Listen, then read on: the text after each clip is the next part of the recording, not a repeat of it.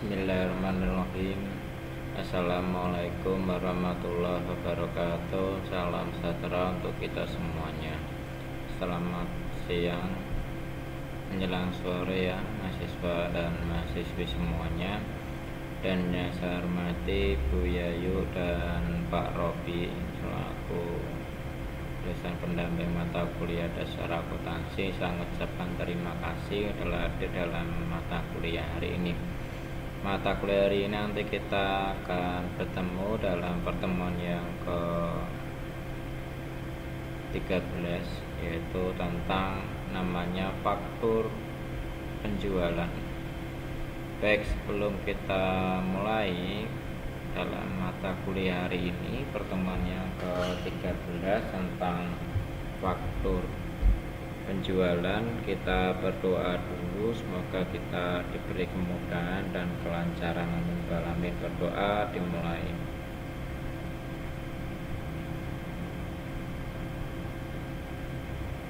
Alhamdulillah rabbil alamin. Wassalatu wassalamu ala alihi washabihi wa barik wasallam. Puji syukur kita panjatkan kepada Gusti Allah SWT sehingga kita bisa bertemu kembali dalam mata kuliah hari ini. Baik, kita share materinya.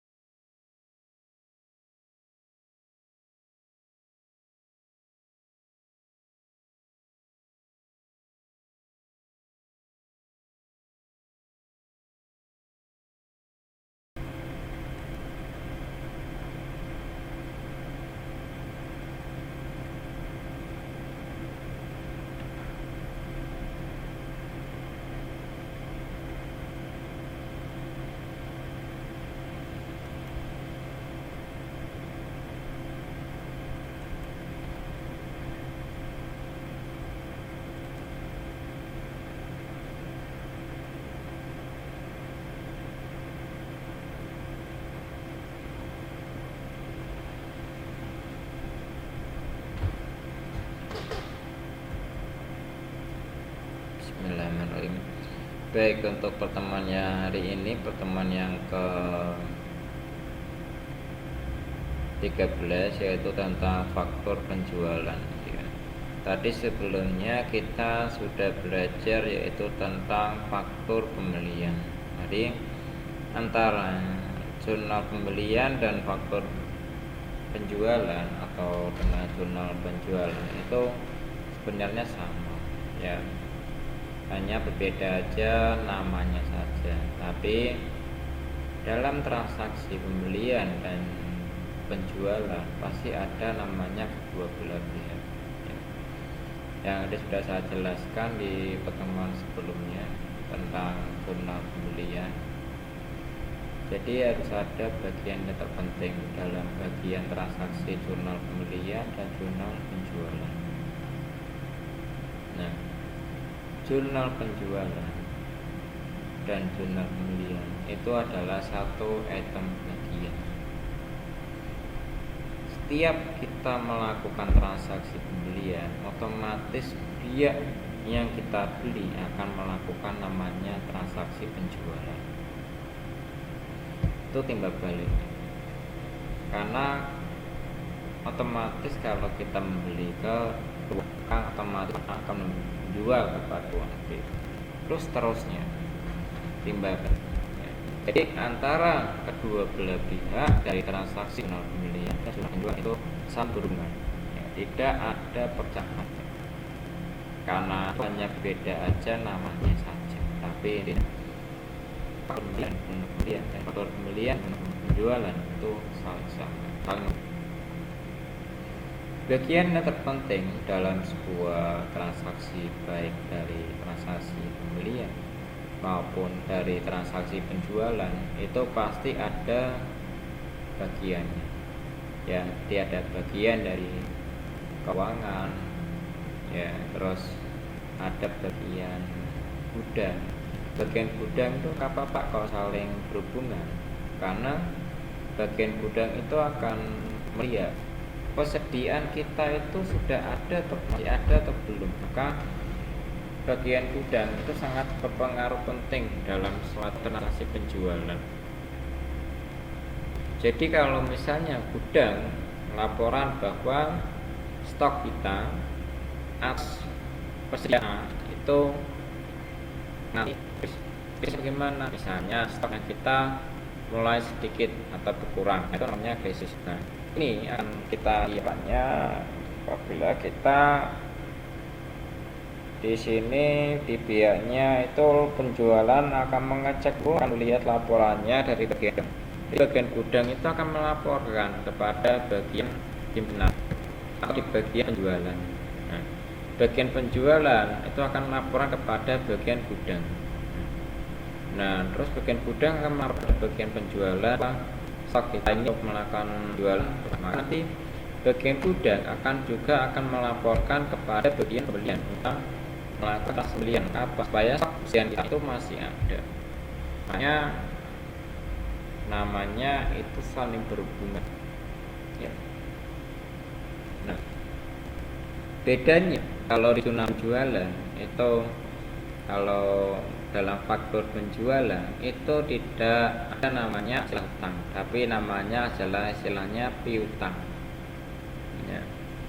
Kalau hutang itu disilakan kepada pembelian itu, maka kita timbulnya adalah hutang. Nah, misalnya kita beli kepada tuan A, ya, otomatis kita mencatat namanya transaksi jurnal pembelian, namanya akan muncul hutang kita kepada tuan A. Nah, tapi tuan A akan mencatat sebagai piutang kepada B karena kita punya hutang kepada tuan A. Nah, tuan A akan menagih piutang kita kepada kita. Nah, contohnya seperti itu ya. Ini saling berhubungan, saling terikat. Jadi kalau jurnal pembelian munculnya akan berdampak pada hutang, tapi kalau penjualan berdampak kepada piutang. Nah, bedanya di situ aja. Nah, ini penting dalam transaksi penjualan itu ada tadi ya, bagian keuangan, karena bagian keuangan itu sangat berpengaruh penting dalam suatu transaksi, baik itu transaksi pembelian maupun transaksi penjualan, itu sangat penting dalam sebuah laporan keuangan. Terus selanjutnya ada bagian gudang.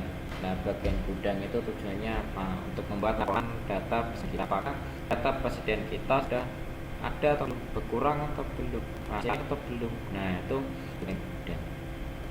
Terus selanjutnya ada bagian sales.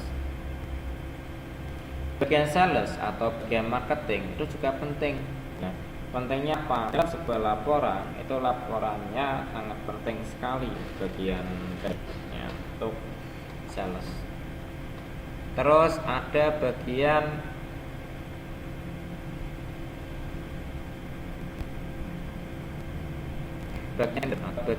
yang akan mengajukan KPR. Pentingnya juga kalau mengajukan tender maka muncul namanya jual beli. Nah, itu sangat berpengaruh penting ya dalam sebuah laporan keuangan. Itemnya sangat penting keuangan kita itu ya, keuangan kalau tidak, maka nanti dalam suatu transaksi baik pembelian, penjualan maupun tender maupun marketing itu sangat saling berpengaruh. Makanya tuh perusahaan itu laporan keuangan sangat penting. Nah, terus selanjutnya, nah, jurnal penjualan itu merupakan yang berisi catatan atau pembukuan. Jadi seluruh kegiatan transaksi penjualan yang dilakukan oleh perusahaan di jurnal ini termasuk dalam jurnal akuntansi, karena nantinya akan dimasukkan ke dalam buku besar, dicatat secara berkala.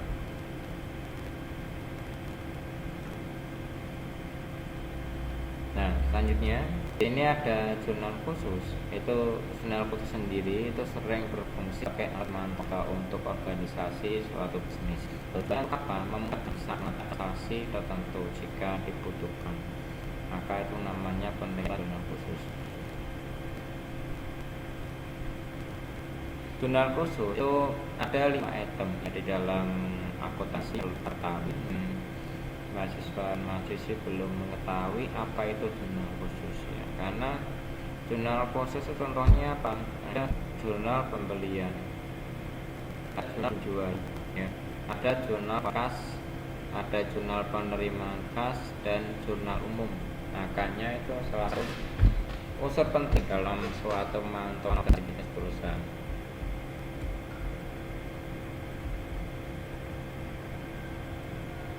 Nah, jenis dari jurnal itu salah satunya jurnal penjualan, itu dibagi beberapa jenis sesuai dengan transaksinya ya, yang dilakukan. Ini adalah contohnya, ada jurnal penjualan secara tunai. Jadi jurnal penjualan tunai itu merupakan jurnal yang mencatat seluruh transaksi penjualan yang dibayar secara tunai. Jadi seluruh transaksi tunai itu merupakan transaksi dibayar langsung ke kasir atau dicatat akun tertentu, namanya jurnal tunai.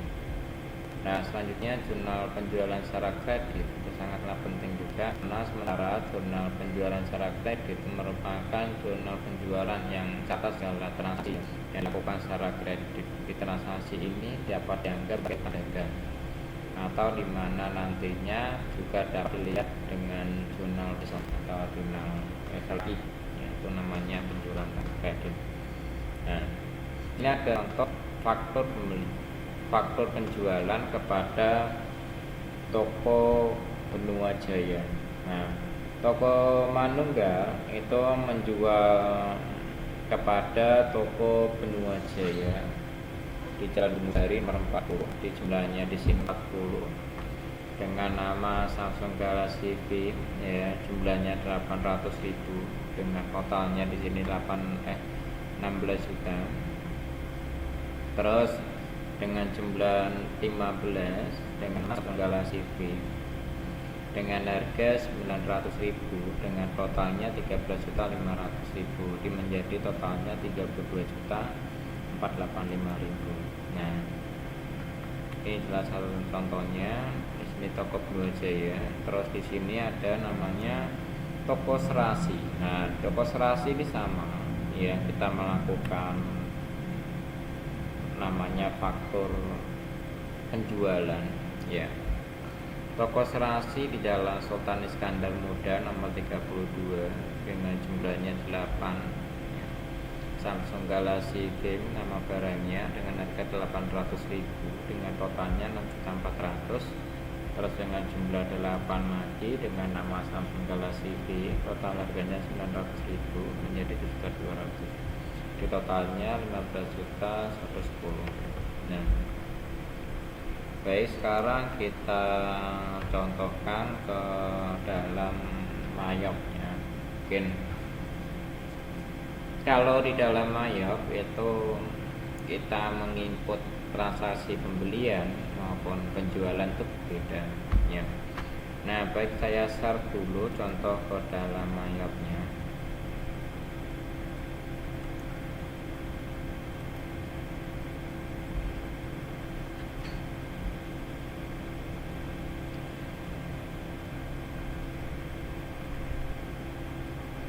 Ya, baik, di sini adalah contoh tampilan mayopnya. Nah, tadi kita belajar jurnal pembelian ya.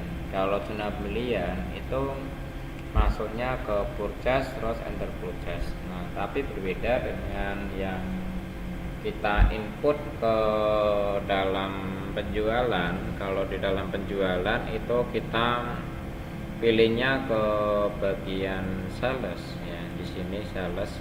Nah, kalau sales ini kita gunakan untuk melakukan transaksi penjualan. Nah, kalau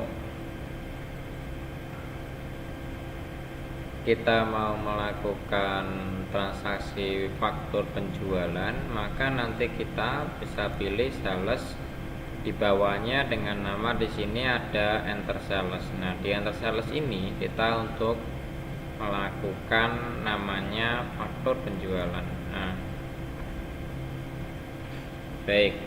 Setelah kita mau input di sini, kita klik ke dalam enter sales. Nah, di sini jangan lupa tanda centangnya kita hilangkan ya. Karena kenapa? Kalau kita tidak menghilangkan tanda centangnya, maka itu sangat berpengaruh penting ke dalam transaksinya. Nanti ke transaksinya pada waktu penginputannya kita akan mengalami koma-koma, tidak pembulatan full yang tadi kita isi. Maka tanda centang dalam tag eksklusif ini harus kita hilangkan.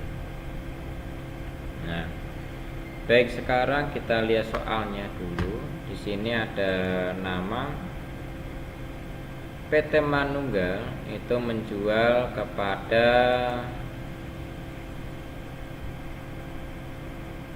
Toko Benua Jaya. Jadi kita pilih di sini namanya Toko Benua Jaya. Nah, di sini ya dengan nama Toko Benua Jaya.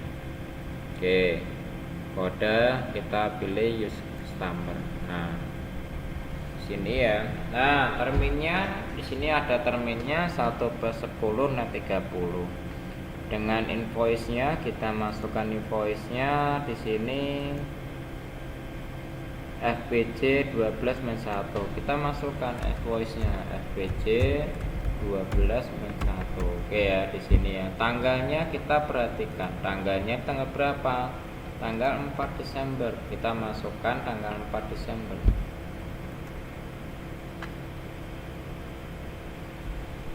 04/12/2023.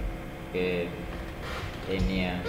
Nah, terus jangan lupa kita harus selalu membalikan tampilannya ke tampilan standar.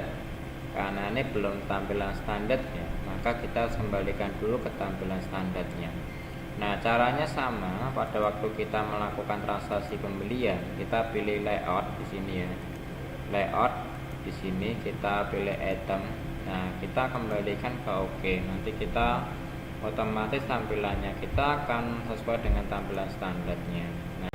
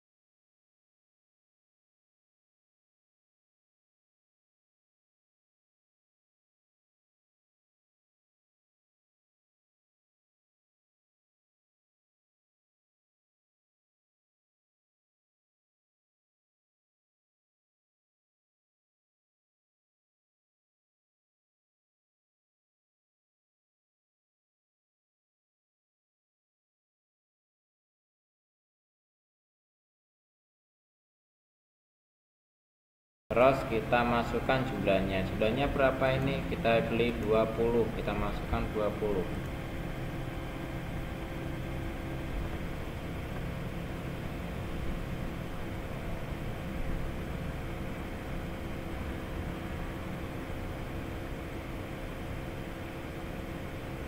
Ini 800.000. Kita masukkan di sini 800.000. Nah, oke, selanjutnya di kolomnya ini dengan jumlah 15 kita masukkan di sini 15.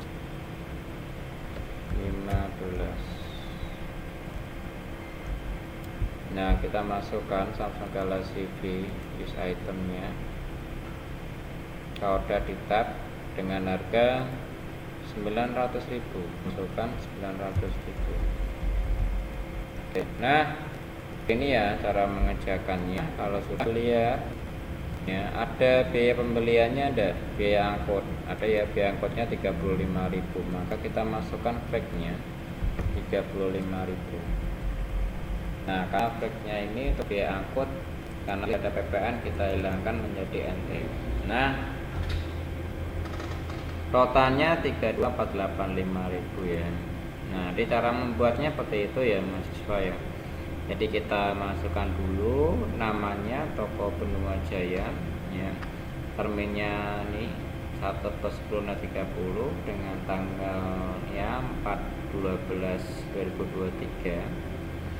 Tanggal invoice-nya FBC 12-1 ya. Terus jumlahnya 20 ya, kode itemnya SG Main V Samsung Galaxy Film dengan harga 800.000. Terus yang ke-15 ini Samsung Galaxy V dengan harganya 900.000. Di sini menjadi 32.485.000 ya. Nah, kalau sudah kita bisa record. Oke.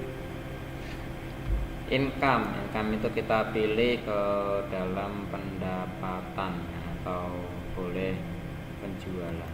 Nah, oke ya. Oke. Record. Selesai ya. Nah, kita bisa lihat ke transaksi apa data yang masuk atau belum. Takutnya yang tadi kita belum tersimpan ya. Yang konten itu kalau setelah kita melakukan penginputan transaksi, dipastikan kita cek ke dalam transaksi dulu, karena semua transaksi pecahan kita akan data semuanya transaksi. Nah, di sini kita lihat, oh ternyata atas nama toko Benua Jaya kita sudah masuk ke sini, sudah masuk ke dalam transaksi karena kita ngimpnya tanggal 4 bulan 12 ada toko Benua Jaya. Bisa masuk di sini ya. Nah, ini yang masuk. Nah, kalau misalnya ruang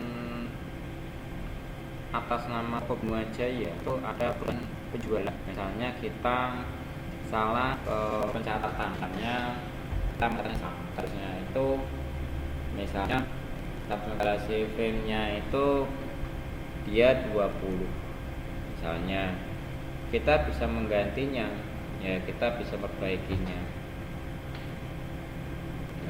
Di sini misalnya Pak, kalau Galaxy-nya itu 11 tapi yang dijual kata 10, maka kita bisa mengganti hingga kita 10. Nah, ini kita ada 10, maka nanti totalnya di sini akan terupdate otomatis ya. Kita tidak perlu mencatat kembali, kita tidak perlu menghitung kembali, karena otomatis totalnya akan kembali, akan terupdate sendiri ya. Apabila kita mengisi di jumlahnya 10, kita tab, maka nanti totalnya akan menjadi berubah. Kalau udah kita oke. Nah, nanti kalau kita cek lagi apakah sudah berubah menjadi 10, kita bisa lihat. Nah, sudah benar ya 10. Nah, kalau misalnya dari toko Benua Jaya itu melakukan pembatalan Pak, melakukan pembatalan, otomatis transaksinya hilang. Misalnya batal tidak melakukan jadi kita tidak melakukan penjualan kepada toko Benua Jaya, karena dari toko Benua Jaya melakukan pembatalan, maka kita bisa menghapus transaksi penjualan atas toko Benua Jaya. Gimana cara menghapusnya? Sebenarnya cara menghapusnya sama ya mahasiswa dan mahasiswi. Apabila ada soal pembatalan transaksi karena dari pihak tersebut melakukan pembatalan, maka kita menghapusnya. Cara menghapusnya bagaimana? Kita klik ini, misalnya toko Benua Jaya, kita klik dulu.